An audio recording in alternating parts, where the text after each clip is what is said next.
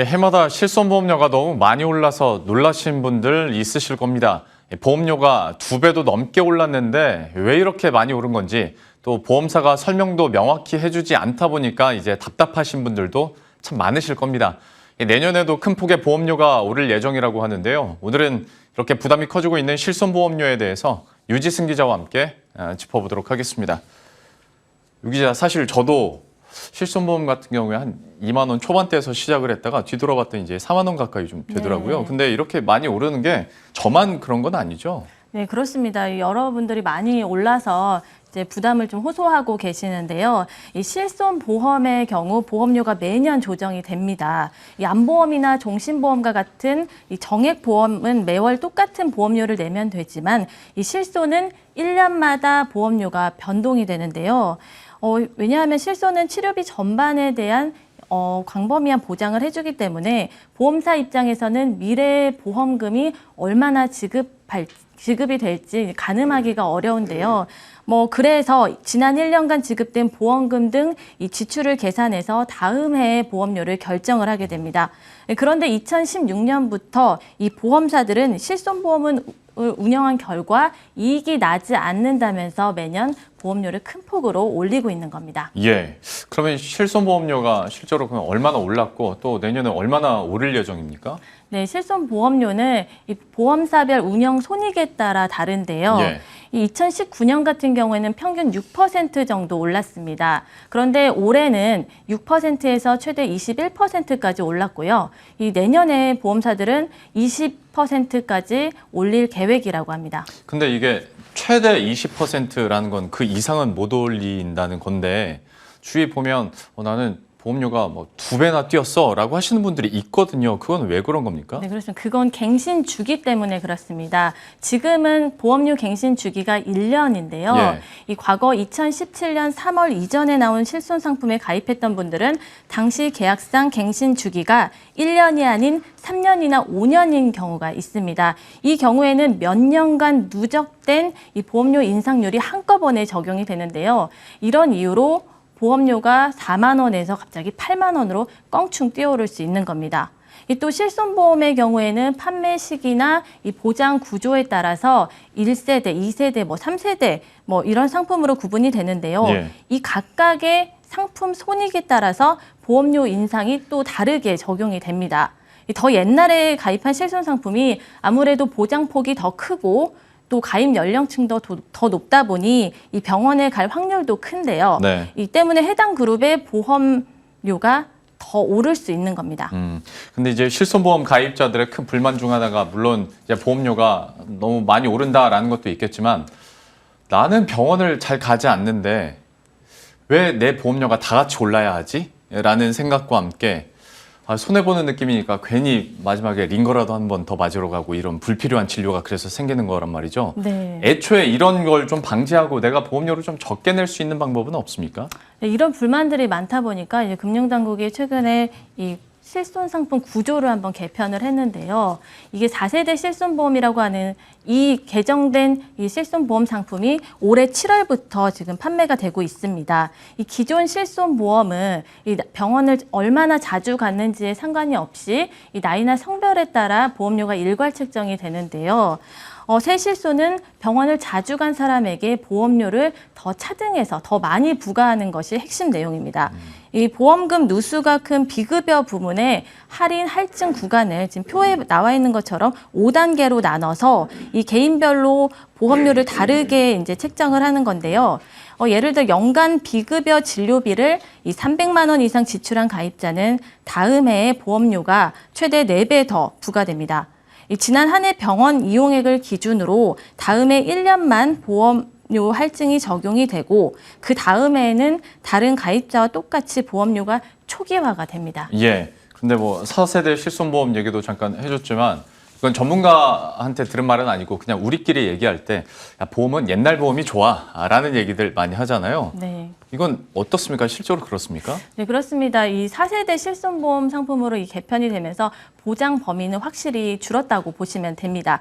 이 과거 실손 상품에서는 무한으로 보장을 했던 도수 치료나 영양제 주사와 같은 일부 비급여 치료 항목에 대해 횟수가 제한이 됐고, 자기 부담금도 그 기존보다 10% 높였습니다. 보장 범위를 바꾸는 약관 변경 주기도 기존 15년에서 5년으로 축소해 여러 가지 혜택 면에서는 좀 불리해진 면이 있습니다.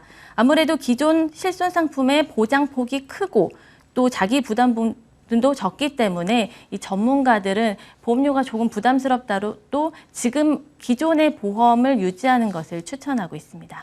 그런데 또 고민인 게 이미 보험료가 많이 올라 있는 상태라면 오히려 좀 새 실손으로 갈아타는 게 낫겠다라고 얘기를 하는 사람들도 있잖아요. 물론 뭐 사례별로 좀 다르긴 하겠습니다만은 이걸 비교해 보면 어떤가요? 네, 그렇습니다. 아직은 이게 새로운 실손 상품이 나온 지가 얼마 안 됐기 때문에 정확하게 보험료가 얼만큼 싸다라고 단정을 할 수는 없는데요.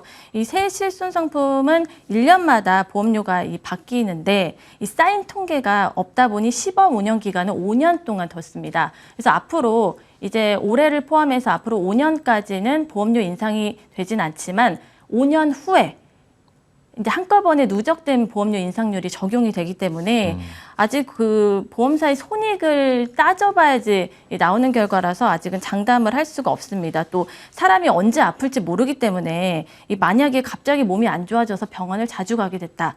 그런데 4세대 보험으로 갈아탔다. 뭐 이 경우에는 보험료 부담이 개인적으로 더 커질 수밖에 없겠죠. 예. 자, 일단 여기까지 또 유지승 기자의 설명을 듣고 그러면 나도 한번 새로운 실손보험으로 바꿔볼까라고 고민하시는 분들에게 또 새 실손으로 갈아타기 전에 우리가 좀 알아둬야 될 포인트들이 있습니까? 네, 그렇습니다. 새 실손으로 갈아탄다라는 거는 기존 보험을 해지를 하고 신규로 새 상품에 가입을 하는 걸 말합니다. 이 다시 가입 심사를 받아야 하기 때문에 기존에 특별한 병이 없어야지 보장에 문제가 없습니다. 또 만약에 기존에 질병 이력이 있다면 보장받던 혜택이 사라질 수 있어서 주의하셔야 되는데요. 또 추가로 참고로 이제 새 실손으로 바꿨다가 후회가 된다면 6개월 이내에 원상 복구는 가능합니다. 금융당국이 이 보험사들의 갈아타기 마케팅 등을 우려해서 이 실손보험에만 예외적으로 이런 조건을 달았는데요. 다만 주의할 점이 한 가지 있습니다. 이 같은 보험사의 새 실손 상품으로 갈아타기를 했어야 다시 원상 복구가 가능하다는 점 꼭 알아두시기 바랍니다. 예, 꼭 주의할 사항까지 한번 살펴봤고요. 근데 사실 실손보험이 제2의 국민건강보험이다 뭐 이런 얘기까지 하지 않습니까? 이 정도면 정부 입장에서도 이런 보험료가 계속 오르는 거에 대해서 뭔가 관리를 해야 되지 않을까라는 생각도 드는데 실제 움직임은 어떻습니까? 그렇습니다. 말씀하신 것처럼 이 실손보험 상품은 국민 10명 중 7명이 가입했기 때문에 이른바 국민건강보험이라고도 불립니다. 이 때문에 금융당국에서도 어느 정도 통제를 안 할 수가 없는데요. 이 다른 보험 상품과 달리 이 실손에 대해서는 금융당국이 이제 보험료를 올릴 때 일정 부분 협의를 해라 뭐 이렇게 지침을 내린 상태입니다. 그리고 법상 정해진 실손보험 인상률 폭이 있는데요. 이 최대 25%입니다. 그런데 당국은 이 정도까지 올리지 못하도록 최대한 매년 억제를 하고 있는 상황입니다. 다만 예외적으로 이제 경영상 회사 전체적으로 적자가 난 보험사의 경우에는 이 법상 정해진 25%보다 더 올릴 수는 있습니다. 또 추가로 국민 실손보험료를 줄이자는 취지에서 2017년 9월에 정부와 민간보험사가 함께하는 공사보험협의체가 출범을 했는데요.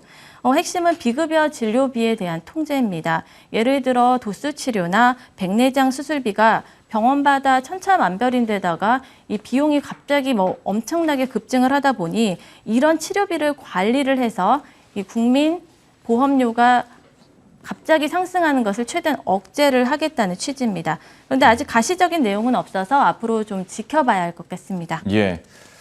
지금까지 보험료 인상에 대해서만 계속 얘기를 하다 보니까 정작 이 얘기를 빼놨던 것 같은데 지금까지 그러면 보험사의 실손보험 손해율이 어느 정도 되는지 그러니까 적자 규모가 얼마나 커진 겁니까? 네, 일단 그 보험업계가 발표한 작년 이 실손보험 합산 비율을 보면요. 123%로 나타나는데요. 여기서 이 합산 비율 123%란 고객에게 100원을 받아서 123원이 지출됐으니 23원이 손해라는 얘기입니다. 그런데 이 수치를 좀 자세히 들여다볼 필요가 있습니다. 보험금으로 지급된 액수 외에 여기는 보험사의 사업비가 포함되어 있는데요. 보험사의 사업비는 보험 설계사의 수당이나 마케팅 비용 등 여러 가지 운영 비용 등을 말합니다. 이 사업비 비중은 전체 실손 보험료의 30%가량을 차지하는 것으로 알려져 있는데요. 이 사업비가 과도하게 계산된 건 아닌지 투명하게 좀 들여다봐야 한다는 전문가들의 지적도 있습니다. 실손보험은 워낙 가입자가 많다 보니 그 걷어들인 보험료 또한 상당한데요. 이 보험업계가 작년 한 해에만 실손보험료로 걷어들인 그 보험료 수입만 10조 5천억 원에 달합니다. 이런 이유 때문에 0.01%의 오차도 없이 그 내역이 정확하고 투명하게 계산돼야 한다는 목소리가 나옵니다. 예. 지금까지 유지승 기자와 함께했습니다. 잘 들었습니다.